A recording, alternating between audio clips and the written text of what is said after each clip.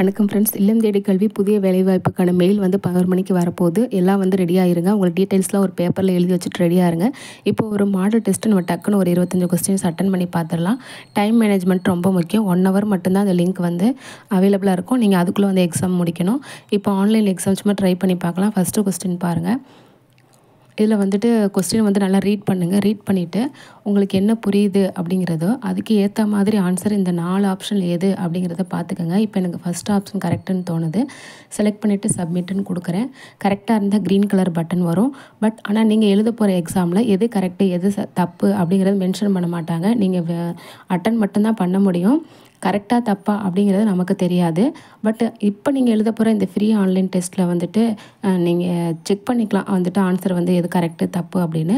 நீங்கள் எழுத போகிற ஒரிஜினல் எக்ஸாமில் வந்துட்டு இந்த சரி தப்பு வந்து வெளியில் வந்து தெரியாது. இருந்தாலும் ஒரு முயற்சியாக இப்படி தான் வந்து கொஸ்டின்ஸ் இருக்கும் அப்படின்னு சொல்லிட்டு ஒரு கற்பனை தான். நீங்கள் கொஞ்சம் ட்ரை பண்ணி பார்த்துட்டு டைம் மேனேஜ்மெண்ட்டும் வந்து ரொம்ப முக்கியம். 1 ஹவர் தான் கொடுக்க போகிறாங்க. ஸோ நீங்கள் வந்து சும்மா ட்ரை பண்ணி பாருங்கள் இந்த எக்ஸாமு. ஓகேவா? பிடிச்சிருந்தால் லைக் பண்ணுங்கள், ஷேர் பண்ணுங்கள். கொஸ்டின்ஸை ஒரு தடவைக்கு 2 தடவை வாசித்து பார்த்துட்டு எது கரெக்டாக ஆப்ஷன் நீங்கள் நினைக்கிறீங்களோ அந்த ஆப்ஷனை வந்து செலக்ட் பண்ணுங்கள். நீங்கள் எழுத போகக்கூடிய அந்த ஒரிஜினல் எக்ஸாமில் பார்த்தீங்க அப்படின்னா நீங்கள் ஒரு தடவை ஆன்சர் வந்து கிளிக் பண்ணிவிட்டு ஃபைனலாக வந்து சப்மிட் கொடுக்குறதுக்கு முன்னாடி எல்லா கொஸ்டின்ஸும் அட்டன் பண்ணியிருக்கீங்களா, எல்லா கொஸ்டின்ஸும் ஆன்சர் பண்ணியிருக்கீங்களா அப்படிங்கிறத செக் பண்ணிக்கோங்க.